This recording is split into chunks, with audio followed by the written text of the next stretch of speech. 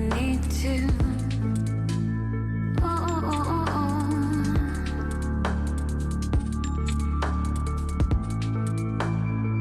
I need to find somebody.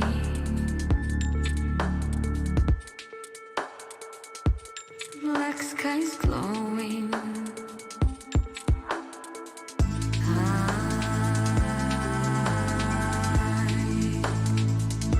The wind blows high.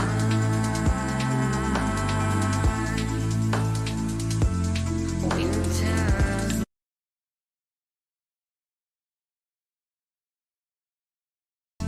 cold and dry.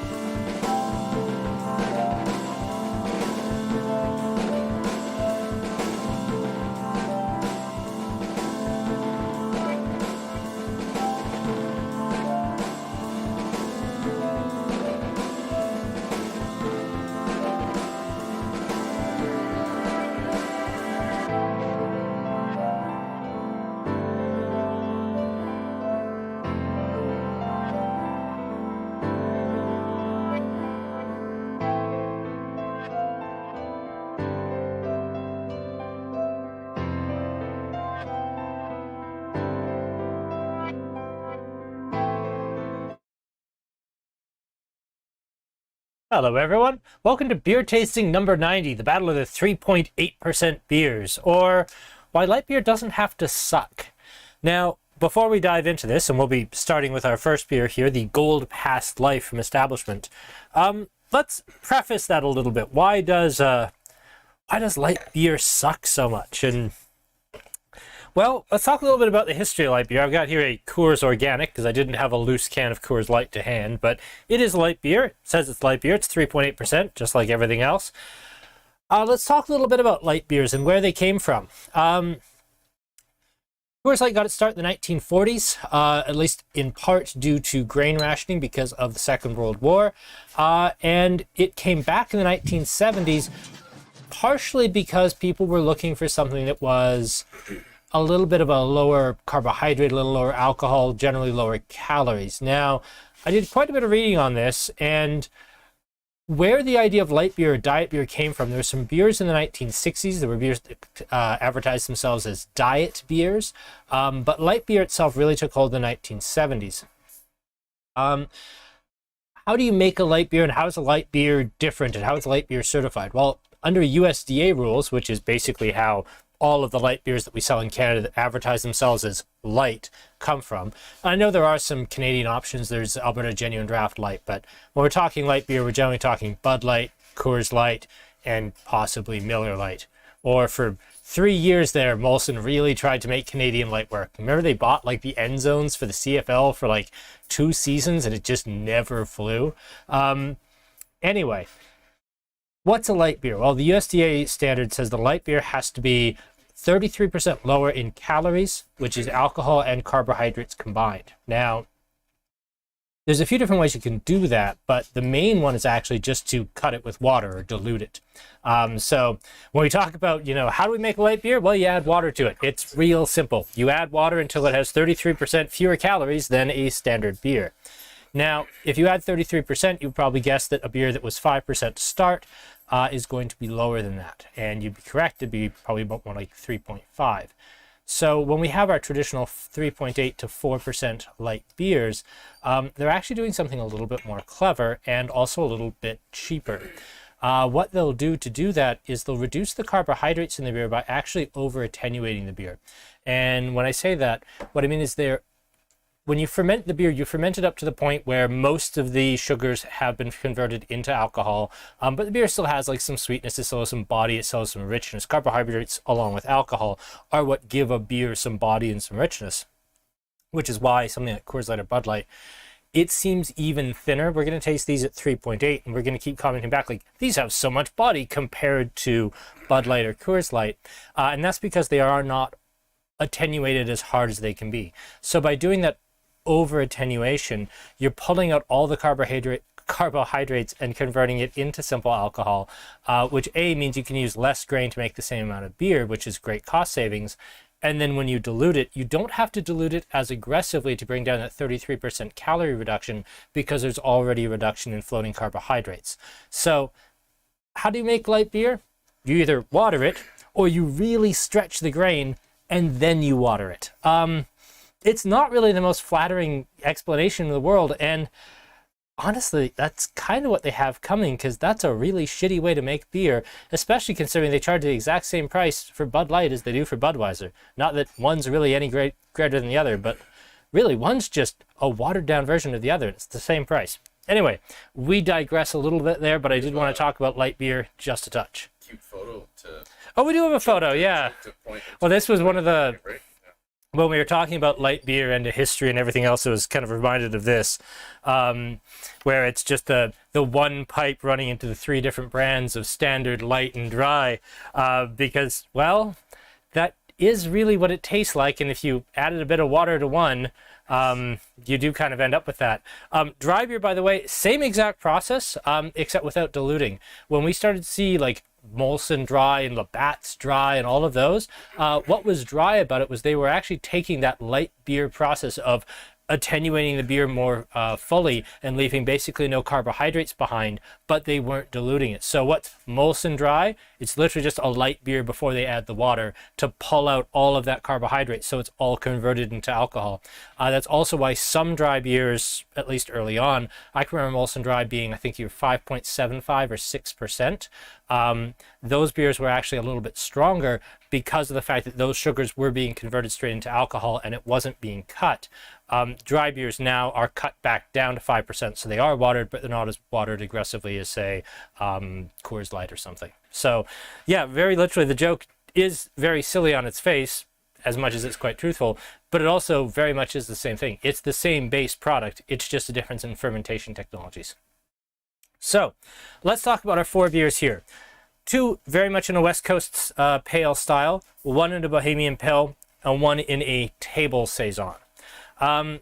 Bohemian Pils of this strength are almost impossible to find here, but there is actually a real style of pill or Czech style lager being brewed in the Czech Republic to this day at this lower alcohol, which feels very much the entry level sort of style. Pilsners are a little bit higher in alcohol. They tend to be 5 to 6%. They tend to be very bright, very spicy, very hoppy. And that isn't a style that everybody feels like all the time. I mean, I assume most people watching this do, but we probably aren't the general public as a whole.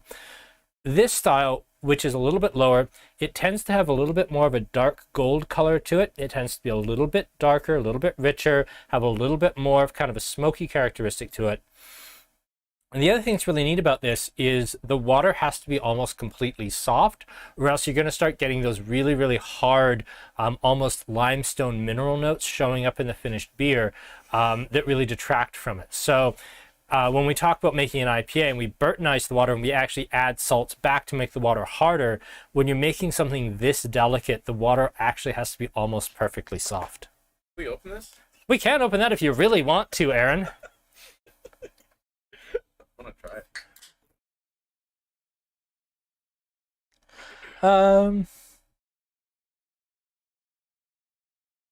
Okay, I can see the big brewers cutting it with water, but the craft brewers water it down. No, and we're going to talk about that in just a second here about how to make a good light beer. That was kind of my opening preamble. We're then going to turn around and talk about each of these beers somewhat individually and kind of the unique steps that they took to get these beers that actually taste. And let's get this out right away. This doesn't taste like a big 6 or 7% IPA or even like a big full strength Pilsner. It's lighter, it's softer, it's not as full bodied. If anybody here actually finds it a little bit watery, that's actually because your palate, it's not that the beer is necessarily watery, because beer is 95% water anyway. It's the fact that we're used to a certain perception of body and mouthfeel that is coming from both those carbohydrates and from the alcohol. Now, none of these beers are classed as a USDA light beer, so they're not worried about the carbohydrates. In fact, I would almost guarantee none of these beers are attenuated or fermented as long or as thoroughly as something like the Coors Organic here that we have set to one side, on top of the Super Flux of all things. That's two things that don't belong together. But in this, they're making some interesting brewing choices to actually get the beer to come off this way without watering and without really compromising the beer quality. But you may find them a little bit watery, and that's because you're not picking up the carbohydrates. And the other one is actually alcohol in your mouth, whether it be in wine or beer. The more alcohol there is, the more rich it feels, the more expensive it tends to taste. In blind tastings for wine in particular, they can keep raising the alcohol, and people, focus groups are the worst thing on earth when it comes to wine. But, how expensive does this wine taste? I don't fucking know. That's the stupidest question in the world. But when people are given that question in focus groups, right up to the point where the alcohol becomes cooling and is stringent, which is about 16.5% for most people, or 13.5 for Devon, that level of increasing alcohol makes the wine taste fruitier. It makes it taste softer. It makes it taste more full-bodied. It makes it taste more expensive. And I think to a lesser extent, the same is true for beer. I think the perceptible threshold for beer for me is quite a bit lower. I start picking up beer in an Imperial Stout about 9.5, 10%, where it starts to become really apparent for me, whereas 9.5, 10% on a wine is nothing. Like quite sweet German Riesling hits that bar, and I almost feel like the wine's missing something because there's no perceptible alcohol whatsoever.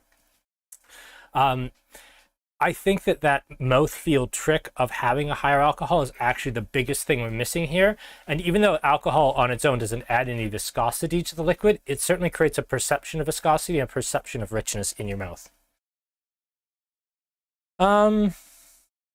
Is there a health benefit to these good light beers? I mean, they certainly will have less calories because if you're making something like this Coors Organic, you're going to start out with basically your exact same formulation you would for Coors Banquet, say. And then you're going to ferment it out a little bit more, and then you're going to cut it with water. So there are going to be fewer calories. These breweries are going to start out by just adding less grain. You're still going to have less alcohol. You're not going to have the same carbohydrate reduction you would with like a big brand light beer, but you are certainly going to see fewer calories overall just because the alcohol is less. Alcohol itself on its face is very, very calorie intensive. Or just don't worry about it. And we're getting into comments on this one here.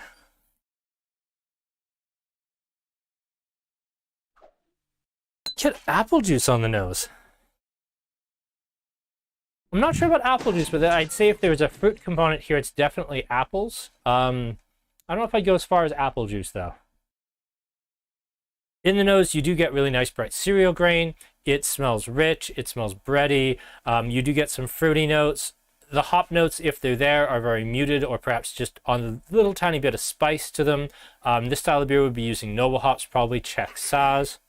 But again, this isn't a Czech style, hard edged Pilsner, Urquell sort of Pilsner. This is one step back. It's softer, it's gentler. The hops aren't the focus, the grain is.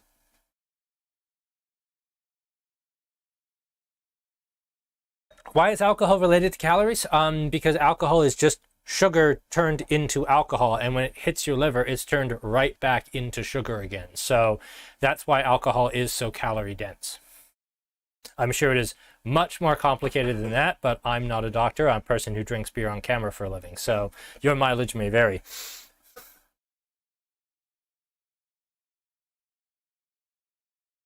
Apple flesh.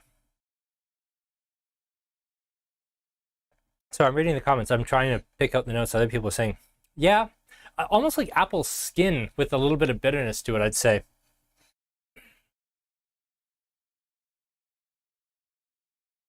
So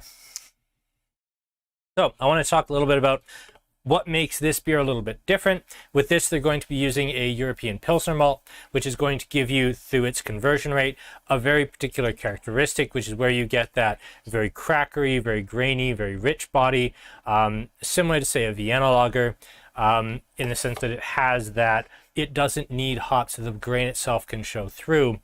And because they're using such a high quality grain, they can get away with using a little bit less of it. I'm going to talk a little bit about what I mean there. Let's keep going back to this poor can of Coors Organic that we're going to beat up on all night.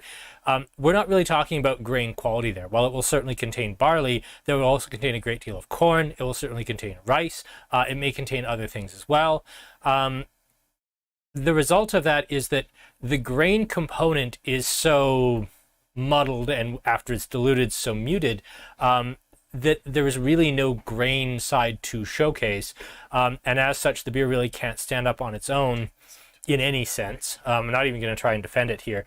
This beer, because they're using a really, really high quality grain, the actual quality of that shines through. And again, they're not adding water, they're just using less grain. They're not diluting it.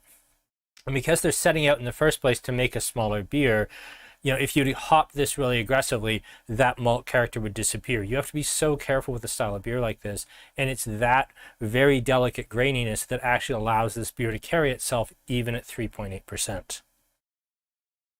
Yeah, I did want to talk a little bit about the Michelob Ultra. That's why I brought it out.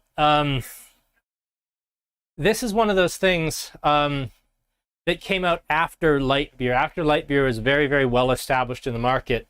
About 2005, 2006, we started seeing the low carb beer, and everybody had one. I think Molson's was called Ultra, but I can't remember what they were all called. But Labatt's, Big Rock, Big Rock's was called Jackrabbit. Sleeman's had Sleeman's Clear, which had started out as just their low cal beer, and then they relaunched it as their low carb beer.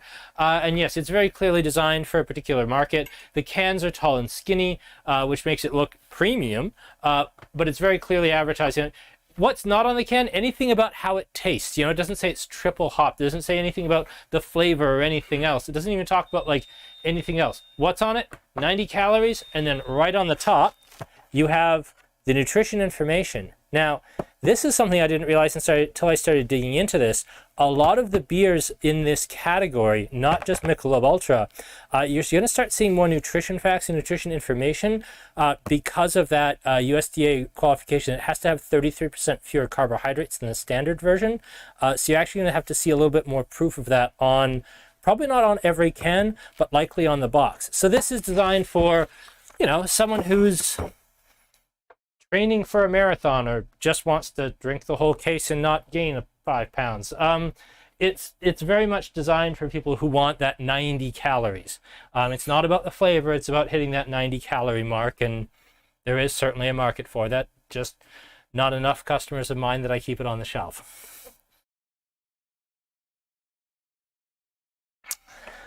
You wish you had a light shitty beer to compare against tonight? I've had the Coors Organic. No, you don't. Actually, I will taste it just briefly. You should. It's as bad as I thought it was going to be, actually.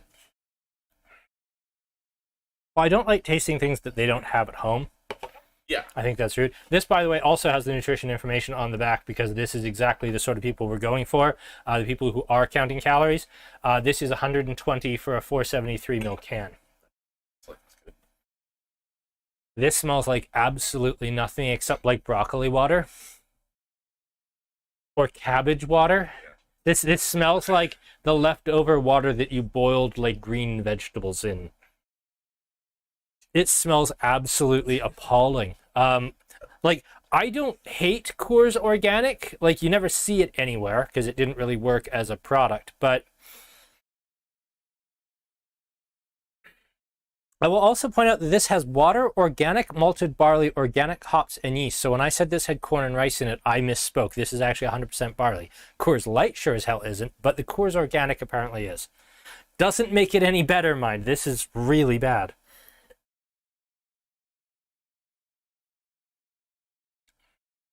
That's 5 brain cells I'm never going to get back. All right, moving right along. Let's dive into the Snake Lake Overwinter Table Saison.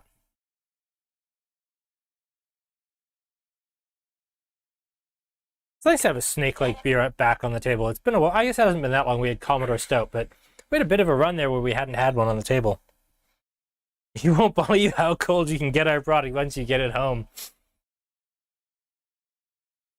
Yeah, and the mountains turn blue when the beer is cold enough. Canada's coldest tasting beer. That was a real thing. I love that. Yep. That's coconut. That was Coors Light. No, Coors Light has been the people who have been advertising themselves as Canada's coldest tasting beer for quite some time now. Yeah. There was another label gimmick like that. There's been a bunch of label gimmicks like that. The Sasquatch showed up or something. Yeah, they did the cold. Yeah, the Sasquatch showed up when the can was cold. Make sure the Sasquatch is on a can, because if you think it tastes bad cold, holy shit, does it taste bad warm?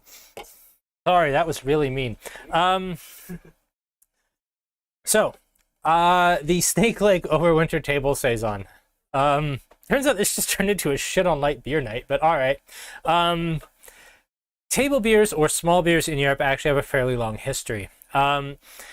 The small beer would traditionally be brewed for the family, and I mean like the whole family down to the kids. And this is going back to the point where beer was known to be very safe to drink, whereas well water could contain all sorts of different things. Beer, even if it wasn't very high in alcohol, was at least boiled, and the fermentation process allowed it to actually get a little bit more shelf stable. Because if you just took basically barley water and boiled it, you know, with, you know, boiled barley water, if you ended up doing the fermentation, it would take some of the sweetness away. It would give it a touch of like crispness. It would give it some character. European small beers or family beers start out around 1.5%, and then over time, as both we discovered that like yeast was a thing, it just didn't magically come out of the air, and you could culture it, as well as, you know, better malting techniques and everything else, and our brewing efficiency got a little bit better. They probably were using the same amount of barley to make a small beer at 1%, 100 years before, and then in probably the mid 1700s, early 1800s, they would have started getting about a 3.5 to 3.8% small beer out of the same, say, ton of grain. Just you were getting better technology, better fermentation, better malting, even just better milling of the grain to encourage a more complete fermentation process.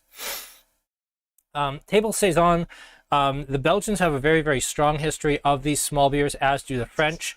Small beers and monastic beers went very, very much tied in hand with both the monastic, went hand in hand with both the monastic tradition and with the feudal system, where table beers were brewed not only as kind of the daily beverage for the brothers in monasteries, but it was also very much what would be served to, say, your indentured servants or your field laborers in feudal Europe, because they would be paid in bread and they would be paid in beer.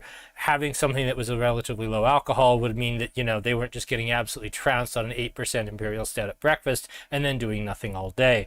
This was very much a product of that system, which has persisted through into the modern day. Saison is one of those styles that has always kind of stuck around the 3.8%, at least in Belgium. Beers like this do not tend to travel very well. So while there is absolutely a Czech version of this, 3.8% beers, because they don't have that higher alcohol to act as a preservative, they tend to fall apart very easily. Ditto table saisons from France. They are certainly a thing there, but we don't really see them coming over because they tend to fall apart. The big saison that kind of came to the market here for the longest time was Saison du Pont. and its big brother, DuPont avec les Bons Voeux, both of which clocked in about 7-8%, because that higher alcohol let the beers be more stable and allowed them to actually make the transatlantic journey without being completely skunked or ruined by the time they got here.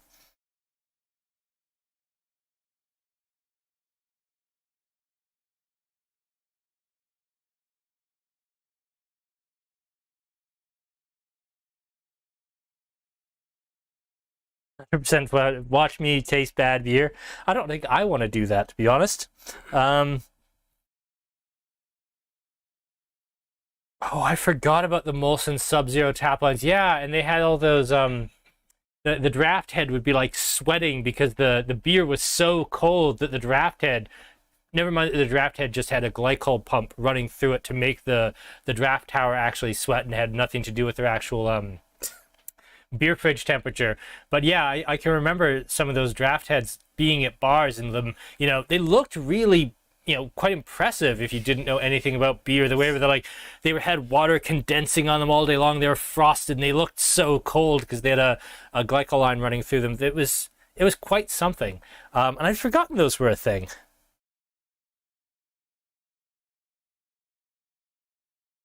And yeah, it's a yeast forward style because Saison is that. I would guess that they are using probably French Saison yeast here. I don't get that kind of plasticky bubblegum thing I usually get from DuPont yeast. Get a little of it. This could be DuPont. And again, I think this is another way that you can get around, well, you're making a 3.8% beer. How do you get around the fact that this doesn't taste like anything? Well, you could say, well, we can't really use a lot of grain. If we use a lot of hops, the beer's just going to come off really, really bitter because it doesn't really have any sweetness or body to counteract the bitterness. What if we just go with yeast as the showcase, and we let the yeast notes almost predominate over the beer, which in a Saison is quite appropriate? Then you can actually have a beer that tastes like something and is really showy, but it's allowing the yeast to be the star here. And I quite like that solution to this problem of how do we package beer at 3.8% that doesn't taste like that.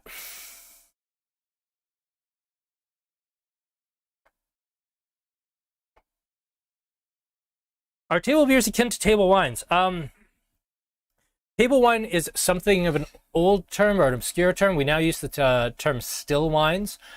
Table wine literally just meant a wine that was not fortified and was not sparkling. So table wine was any still red, white, rosé wine that was just not anything like fortified or sparkling or crazy about it. It was just a standard fermented wine. There is another term, Tafel wine, which is now fallen out of use in Germany, which has been replaced by the term Landwein. Tafel wine used to mean table wine, and it was the lowest rung of the many different ladders German wine quality system, of which there are three major charts, and then within those, there are three major quality standards, and then within those standards there is one that is broken into 7 parts, and then separate to that there's the VDP system, which breaks it into 5 other subcategories, and to even be part of the VDP you have to be invited. German wine law is fantastic, and a German label will tell you everything you could ever want to know about the wine, like right down to almost a 500-meter square area of where the wine comes from, how it was made, the sweetness, everything. It will tell you everything about it, but they're really hard to read because it's so technical. A German wine label is kind of like a tech sheet in brief for the whole wine.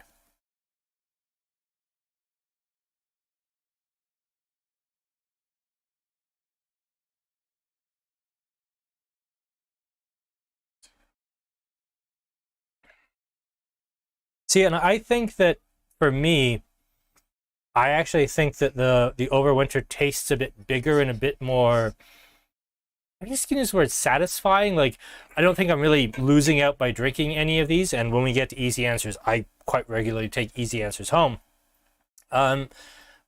Surprise, surprise, I really like the Annex beer. But I think of these two, at least to start, if I'm gonna call anything a compromise, and I'm not sure either of these is a compromise, I think this is less of one for me.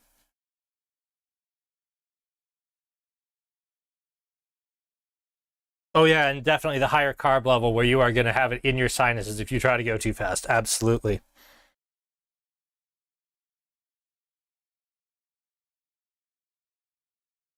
good for shot. If someone wants to shotgun a can of this, you're gonna have a bad time. That is gonna hurt. The 100th beer tasting, the bad beer tasting. You know, you're all gonna have to take a 4-pack of it home too, right? I mean, we haven't tossed around what we want to do for the 100th. We have. All right, we'll see what we can get in tall cans.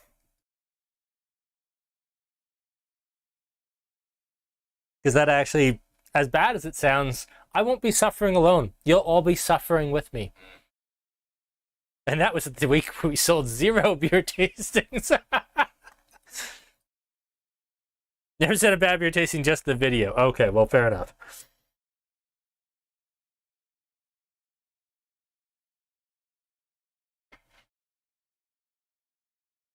And we kind of did that with our New Year's or April Fool's Day prank video last year, but yeah, okay, so you just want to see me suffer. Well, fair enough.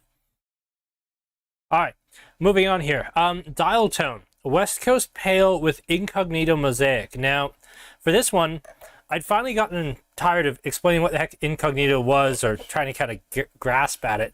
And I actually went to the site where they sell Incognito hops. It's like hop syrup. It pours like liquid caramel, but it's a little bit less. I'd say it pours about like room temperature motor oil.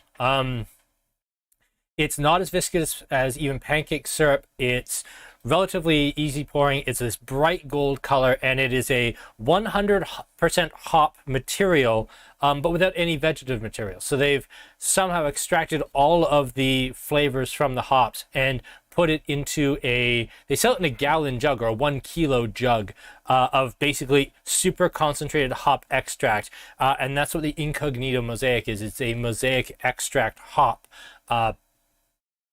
oil, hop paste, I don't know, hop slurry, puree. Yeah, I'm struggling for the term here. Let's go with extract. Now that is very pretty. I did taste these beforehand to pick the tasting order, and I was kind of going back and forth on these two, and we'll talk about that in a minute. I think this smells absolutely spectacular, but it runs into what I think is the big failing at 3.8%. It's very, very hard to do a IPA style or a hoppy style and not have it fall apart in the mouth. I absolutely adore how this smells. And the mouthfeel is interesting and it's okay. But for me, this is the very first beer I can definitely tell is lighter and lower alcohol. These two hit it quite well. I don't think this can. And I think it's because once you add that hoppy component, you're automatically looking for the bittersweet. You're looking for the sweetness, the balance to carry it off. And a beer at this alcohol, it's just not there. Now, for 88, this pale ale is very much a return to home. Going back to actually even before I dealt with them, they apparently started out with a fairly low alcohol West Coast style pale as one of their very, very first beers. I have been dealing with them long enough. I can remember Cassette, which they keep threatening to bring back, but it was kind of like their Belgian-style table beer. When everything else was 4-pack tall cans, that came in a 6-pack bottles. It didn't sell very well for them. I never bothered with it, but it was around when I started dealing with 88. They keep talking about bringing it back. I've just never seen it happen. But yes, they started out with a beer very much like this as actually one of their opening styles. So it's nice to see that coming back.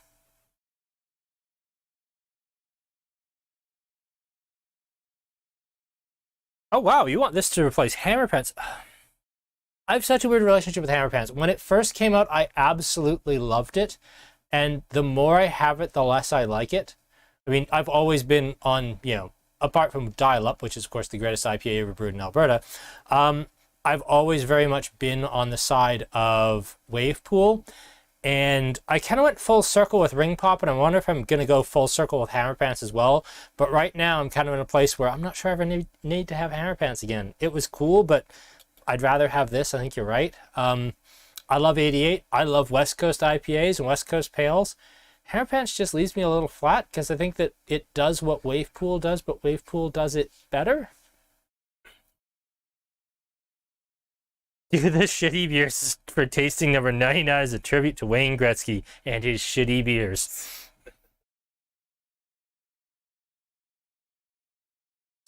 Shitty all kinds of booze, doesn't he?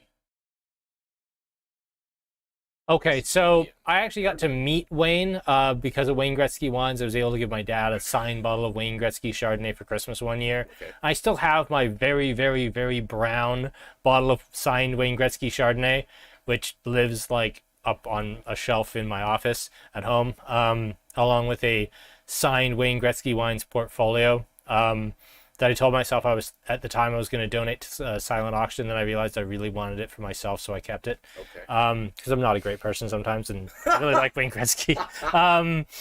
But yeah, his wines have never been particularly good. They got better when they hired the winemaker ex of Sand Hill Estate to actually make their wines. So the wines are better these days. Their whiskey program, I've never been absolutely over the moon about. I think it's fine, and I like that at least they're trying something new, because the Canadian whiskey category, as I think I've mentioned during our whiskey tastings a few different times, Canadian whiskey really needs to get its shit together. And the Wayne Gretzky whiskeys, while right now they're still fairly young, they've been making whiskey long enough, and they have the chops, and you can tell there's some quality behind it. The problem is the whiskey's so young, we don't really know what it's going to be yet. I think that we could see like a Wayne Gretzky whiskey come out at like 12 years old that could blow everyone away. It's just starting out with a new whiskey brand and all of your stuff's really young. I don't think we can really fairly judge the Wayne Gretzky whiskeys fairly because they're just not old enough yet. That's like trying to judge, say, The Scientist here by Burwood from Calgary. It's a perfectly fine 3-year-old single malt whiskey. Can we really say anything about it till it's 8, 10, 12? No, because it's not fair to it. I think until Wayne Gretzky's distilling side starts making something a little bit older, I think that we can just reserve judgment. I think it should be okay in time. The wines are improved. The beer just flatly sucks. That's inarguable. I also quite like their cream liqueurs. So let's be very fair. I like the cream liqueurs. I think the whiskey has potential. The wine is better, although I still think it's a little overpriced. And the beer is just terrible. Out of 10. Yeah, just a little bit.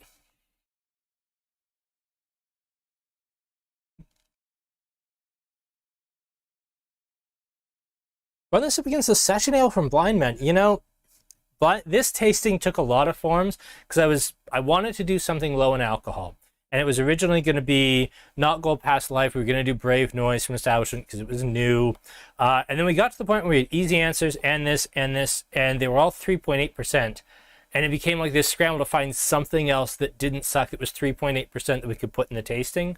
And we settled on Gold Past Life because I kind of thought it would be fun to have them all at the same alcohol, because this isn't an alcoholic percentage, you know, this crap aside, that you see very often. Like 4% is pretty standard, 5% standard, over 5% in the craft beer industry, anything from 5.1 to 10.9 is at this point pretty common.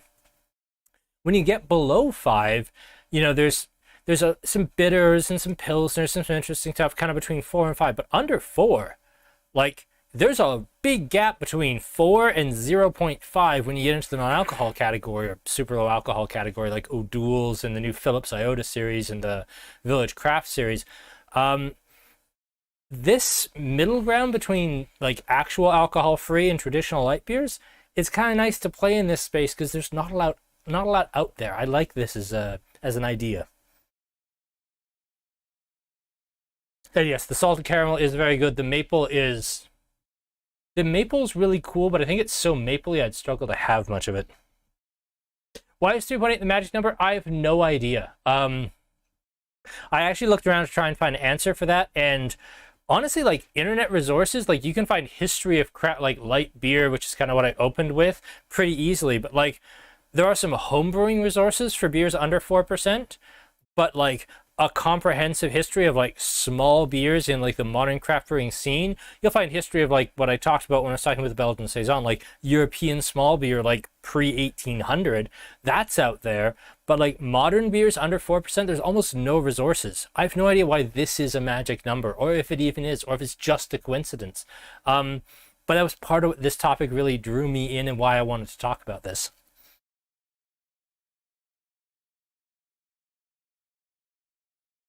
And yes, the Phillips Iota beers are really good. I think they're slightly better than the Village ones, although I haven't had all of them yet. Get it just under 4 and say, hey, it's only 3%. I mean, yeah, you're not wrong.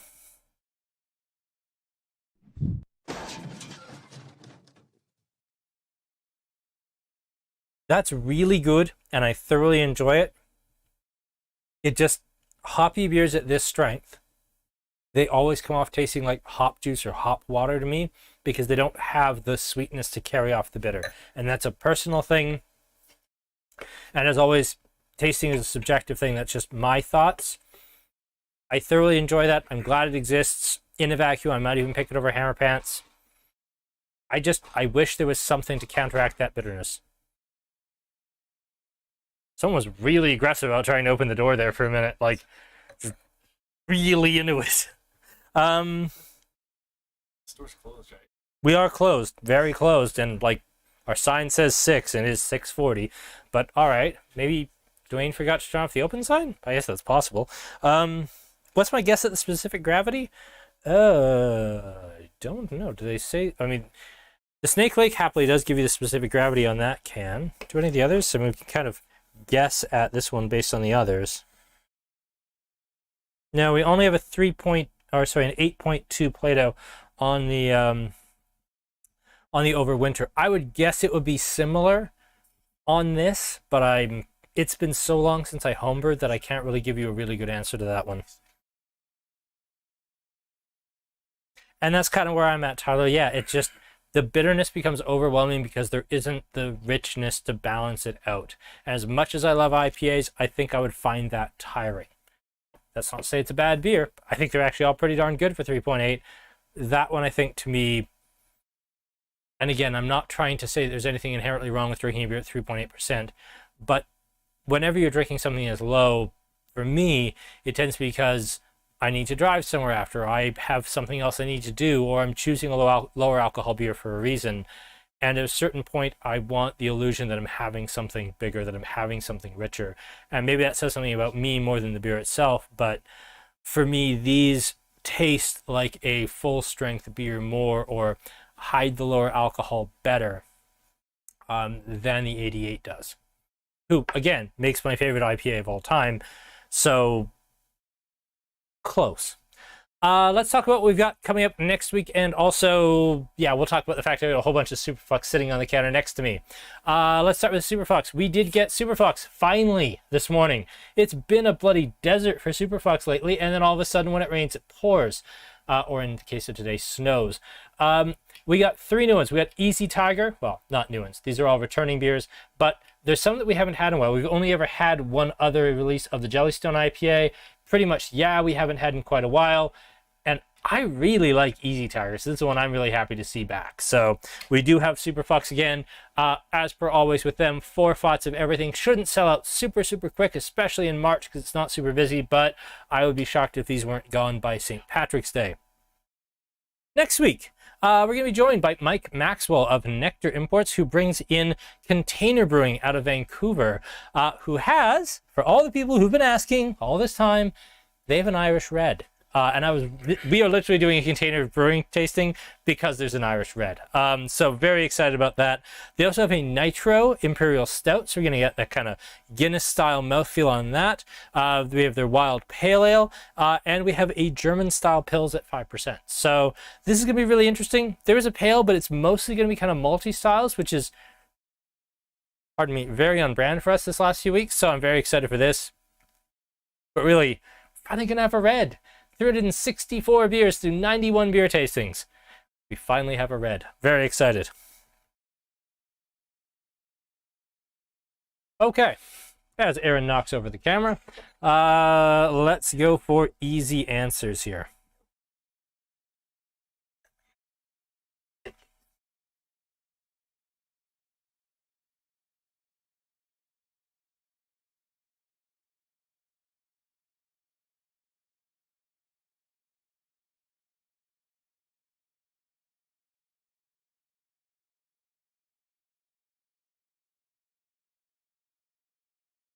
All right, so why is this after the dial tone? I think on the nose, the dial tone is most certainly showier.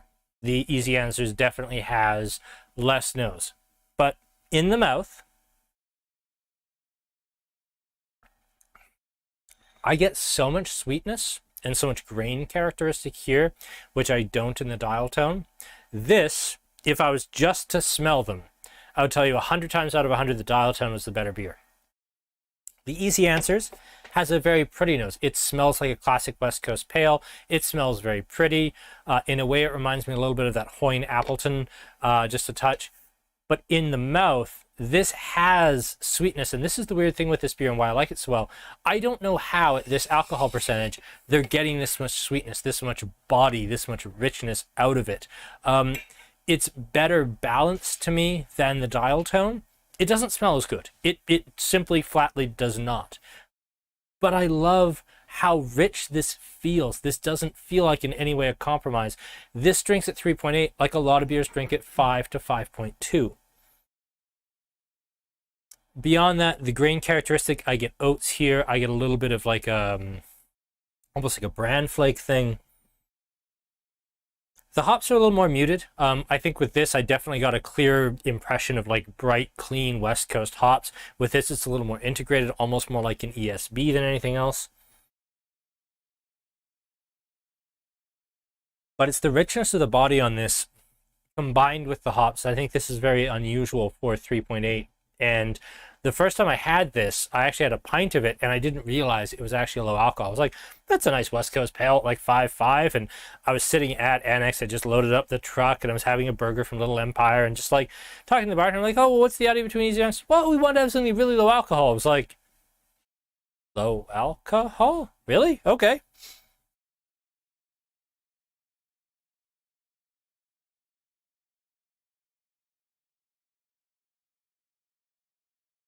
Sean asking the pet nat question. Could you do a lower alcohol beer where you interrupt fermentation to leave some residual sugar to balance the hops? I'm wondering if maybe that's what they did here. Perhaps they were able to bitter it a little more aggressively and then stop the fermentation prematurely, leaving some sugar behind, adding extra hops to increase the bitterness, to hide that residual sugar, giving it more body, giving it more balance, giving it more richness. But that really is basically just how you make a pet nat wine, is stop the fermentation basically to allow it to carbonate. Bran flake flavor, why is it not more common? I usually associate that bran flake flavor with rye grain, along with like cinnamon and dill. I don't even know what you're doing to me, Sky. I don't. It's not me, it's Aaron. My cameraman is on light beer. Yeah. Apparently the 3.8% has gone straight to Aaron's head.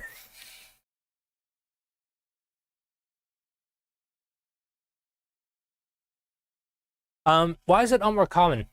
I don't know. I associate with rye beer, but I'm honestly not sure. Because it's quite pleasant. But I don't know. That's a really good question. I don't know if it's a particular type of malting, or maybe they're using a specialty grain that I'm not familiar with, like biscuit malt or something. But you're right, I don't know. It's really persistent in this, especially on the finish. It's just like straight raisin bran. But yeah, I don't know why we don't see it more. You're right, it's interesting. And I'm wondering, again, I know the rough brewer's notes on this beer, but I don't know the rest. Is sessionable a tasting note? Well, it's certainly a consideration, and that's another interesting point. We keep talking about these as beers within the heading of 3.8%. And I think there's a different conversation to be had of how does this hold up in a tasting of Czech-style pills? How does this hold up in a lineup of other saisons? How do these hold up in a lineup of West Coast pales? And do they hold up, or do they just get run over? Do these only taste really remarkable and special against other beers at the same strength? I think that the alcoholic strength has to be a consideration, but I also think that these beers have to stand on their own within their own style. And I'd say within that, perhaps the one to do that best and with the least compromise is perhaps the Establishment, because in a pale ale for both of these, I either want a little bit more pronounced clarity on the hops or quite a bit more body. And in the Saison, I think in this case, again, the yeast notes are really pretty and they drive the beer and they really do give this incredible perception of drinking a much bigger beer than it is, but they're not really backed up by anything. I think just like in the same sense as the dial tone, whereas this starts really strong with that big yeasty aroma, it doesn't really finish like very much. Let me get back to that here. And with this tasting, unusually, I don't feel bad about doing the big swallow to switch beers because they're all 3.8%.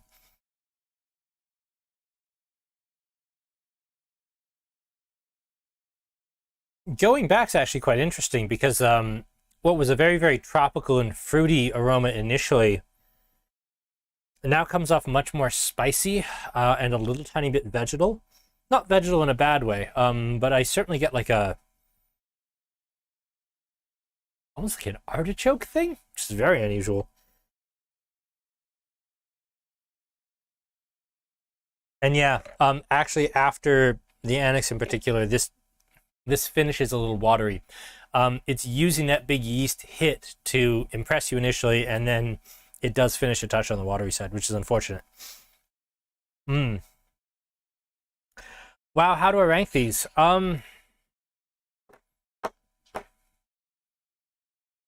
This is going to be last. I love how it smells in terms of aroma. It's pretty comfortably my favorite beer on the table. I think if we were just based on nose, this is a clear winner, but it just falls apart in the mouth for me. The table Saison is great, but again, I think it suffers from the same problem of a little bit of thinness at the back. So I'm going to put that third. I hate being this predictable that Establishment and Annex are fighting for first place because I've just become a meme of myself.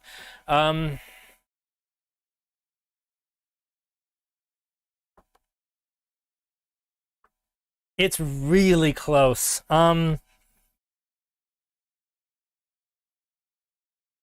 I think I'm going to give it to the Establishment. I really am.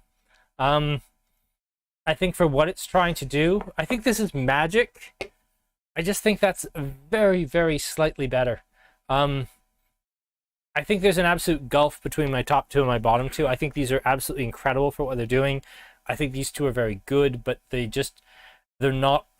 still well and truly a light year above this crap, but they just miss it very slightly for me. But again, if I was in a bar and I had any of these, I would order any of these. Certainly ahead of a lot of other things. Hey, me and Rick are the same. Nice. Sean at 1432, so we're also very similar. Kevin at 1423, so we were the same there. 1324, but you like to try 4 separately. Fair enough. Yep, that's completely understandable. Yeah, and I think that Establishment does so many releases, and so many of them are big hype beers. I'm pointing to like their collaboration with Superflux, or their White Can series, or their what was called Back Pocket, their Imperial Stout that didn't make it out to stores and sold out at the brewery like instantly. I think they do so many hype beers that when they do beers like this or the More Than Rain, I don't want to say they appeal to a more sophisticated palate, but I think they appeal to a smaller percentage of the market. They appeal to people who are maybe a little bit like, I think most people who watch this channel after 2 years and change at this point. We kind of feel like hazy IPAs have maybe jumped the shark. We really don't need another bourbon barrel-aged Imperial Stout in our lives. We're kind of looking forward to a new red ale just because we don't see them very often. I think they appeal to a certain group of beer drinkers. If you want to call us the Hard Liver Club, you're not too far wrong. But yeah, I regret that beers like this sometimes escape the attention because they're not the next big hype thing. And, you know, I know that social media is always the big thing everybody blames. The damn that Facebook, I say this on my live Facebook feed.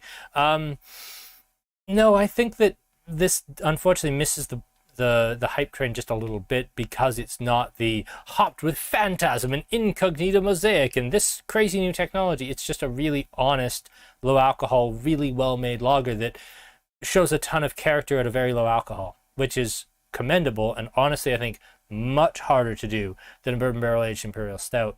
But yeah, we'll never see the accolades, we'll never see the press. This will never be, Canada's #1 beer, although they are currently Canada's #1 brewery. Gold Past Life is never going to win, beer of the year at the Great Canadian Beer Show or something. I'm not going to comment on too many releases, purely because honestly and truly, the more releases you do, even for us, like we just got through our 2 hardest months of the year. January and February sucked. We went from having like 35 to 42 as like a average customer count on a Monday to like 11. And one of the very few things that consistently drives people in the door is new beer releases like Superflux, Cabin, Annex, Establishment. It's just these new beer releases are one of the very few things that gets foot traffic. At a certain point, as annoying as it is, that's the business model. And especially for a brewery like Cabin, always having something new and that novelty, which, and I'll return to this in a second, but I think that has very much become, at least in the beer industry in early 2022, very much how you keep the momentum going.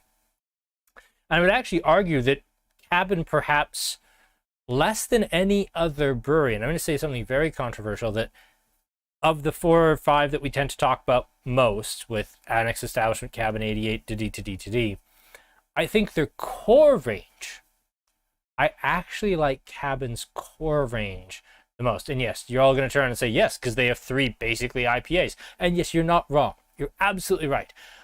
But Retro Spectrum is spectacular. Sunshine Rain is grossly underrated. Super Saturation is delicious.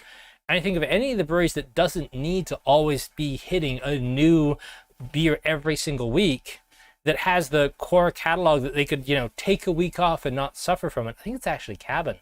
That's not to say I don't like everything that's in the core range for Establishment or Annex or 88 or anybody else, but I really think that core lineup for Cabin, their packaging's on point, the beer is really good. Again, giant hop nerd, it's very much geared for me, but I really like their core range.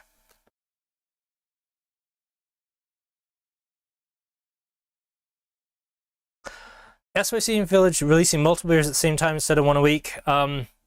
It's about getting people in the door every week.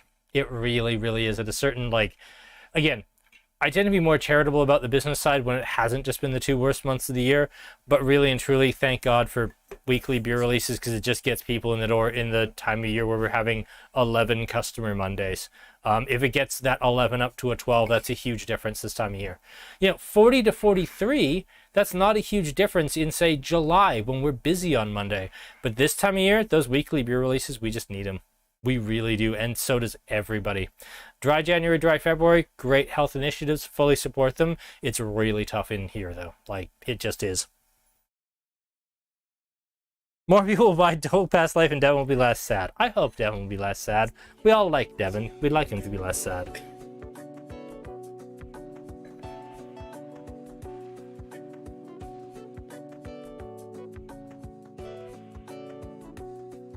Okay. And I think with that, we've reached 6:55.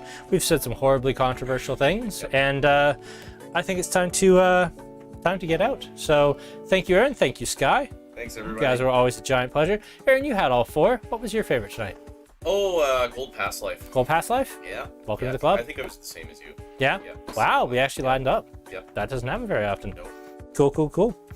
All right, cheers, everybody. We will see you on March 9th for the Container Brewing, co-hosted by Mac Maxwell. So that'll be really fun. I like Mike. And we will be putting together something. Don't know exactly what it's going to be here for a March event. March is also our corporate year end, though, so I'm up to my ass in alligators right now with all of that. So I'll be honest, my mind hasn't been on doing a tasting this particular week. So all of that and more to come. We'll talk to you next week. Thanks so much for tuning in. Good night.